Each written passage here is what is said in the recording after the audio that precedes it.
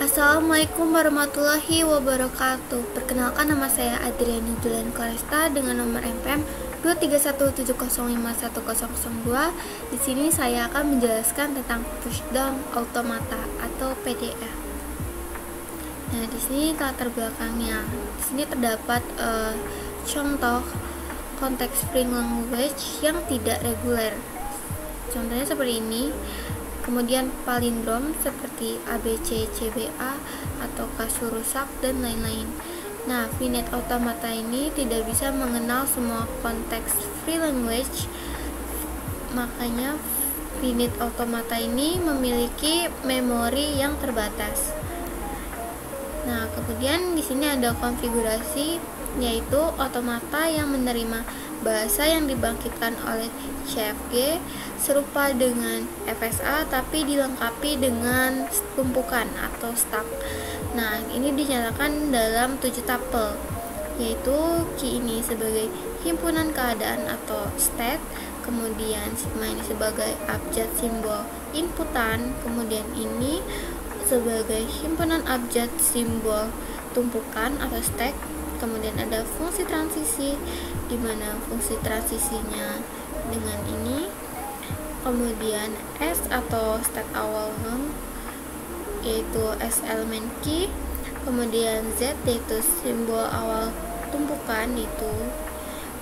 Kemudian F ini adalah state akhir. Nah, ini untuk gambar cara kerjanya, yaitu di sini ada inputannya, kemudian dia mengambil inputannya, terus lanjut ke finite control unit, terus di sini ada stacknya. Ini yaitu bisa di push atau di pop.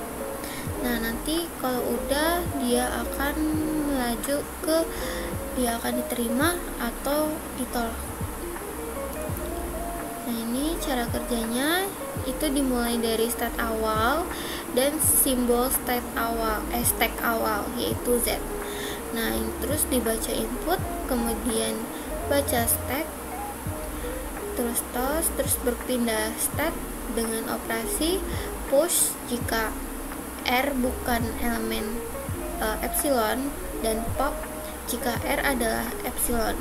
Nah, string diterima jika setelah string dibaca berakhir di final state atau stack menjadi kosong atau null string, maka final state-nya nanti akan menjadi null. Nah, kemudian di sini ada contohnya. Saya mempelajari materi ini pada YouTube, yaitu di Blink itu Unpas. Di sini juga ada penjelasannya. Nih, seperti mekanisme kerja PDA seperti tadi, dia menerima input, selain bisa berpindah state juga dapat melakukan operasi pada stack. Ini ada tapelnya.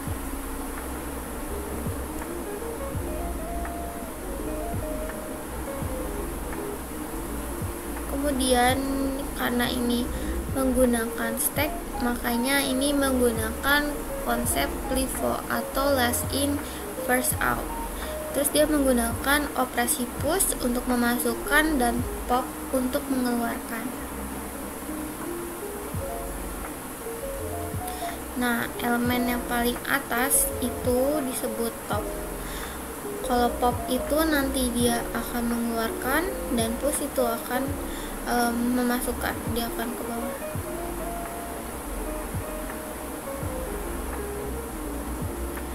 Nah, kemudian ini ada ilustrasi stacknya, dimana push Z ini dia merupakan stack awal, kemudian A ini stack ke-1, 2, dan yang S ini adalah stack terakhir. Nah, selanjutnya dapat mekanisme kerja dari PDA. Di sini terdapat 2 jenis transisi pada PDA, yaitu yang pertama itu transisi yang bergantung pada simbol input, top stack, dan stack. Kemudian transisi epsilon itu memungkinkan PDA memanipulasi isi stack atau berpindah stack tanpa membaca simbol input. Nah, berdasarkan mekanisme penerimaan input, PDA dikelompokkan menjadi dua jenis, yaitu PDA null stack, yaitu PDA yang urutan pergerakan penerimaan inputnya dapat menyebabkan PDA mengosongkan stack. Kemudian yang kedua ada PDA final stack, yaitu PDA yang urutan pergerakan inputnya dapat menyebabkan PDA mencapai state akhir yang telah ditentukan. Ini ada contohnya. Ini contoh untuk diketahui PDA final state. Ini konfigurasinya, di mana key ini adalah Q1, Q2, inputannya adalah AB, kemudian stacknya ini adalah ABZ. Kemudian S-nya itu atau state awal adalah Q1 dan Z ini adalah Z, yang itu state awal. Kemudian ada F, yaitu final state-nya, yaitu Q2. Nah, selanjutnya kita dibuatkan fungsi transisi dengan rumusnya seperti ini, dimana state awalnya tadi Q1, terus diinput dengan A, terus stack awalnya itu adalah Z, maka nanti next state-nya itu adalah Q1 dengan next stack-nya adalah AZ.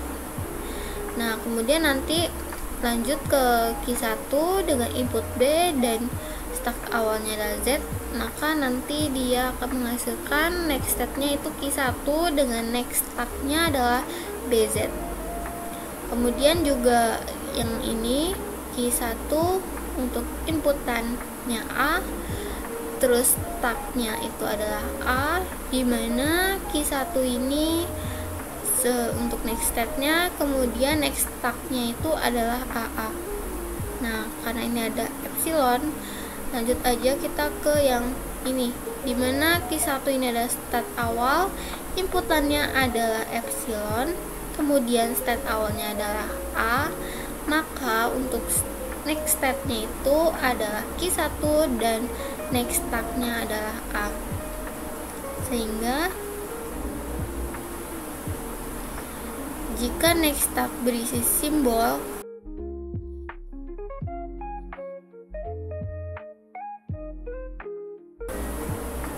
maka prosesnya akan di-push. Tetapi jika next stack berisi epsilon, maka prosesnya pop. Yang ini dia akan di-pop. Kemudian di sini ada soalnya, yaitu lakukan pengecekan apakah string AA diterima. Nah, sebuah string ini akan diterima jika kondisi akhirnya adalah state akhir atau Q2. Jadi pertama-tama kita inisialisasi dengan state awal adalah Q1 dan top stack-nya adalah Z atau stack awalnya. Nah, kedua itu kita langsung ke bagian fungsi transisi, dimana state-nya itu adalah Q1, kemudian top stack-nya itu adalah A, maka dia nanti akan push A.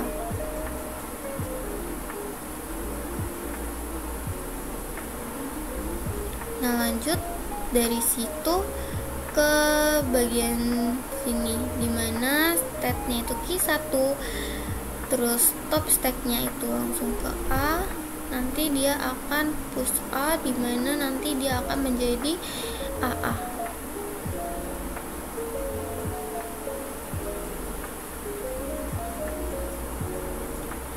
Nah, kemudian yang keempat itu adalah Q1 epsilon A, dimana state-nya Q1, kemudian top stack-nya itu adalah A yang dari pulsan yang sebelumnya. Nah, dari proses tersebut, kondisi akhirnya ini, yaitu state tadi, itu karena dia bukan state akhir, yaitu Q2, sehingga string untuk AA ini dia di reject atau ditolak. Baiklah, mungkin segitu saja penjelasan dari saya. Mohon maaf jika ada kesalahan kata. Saya akhiri. Wassalamualaikum warahmatullahi wabarakatuh.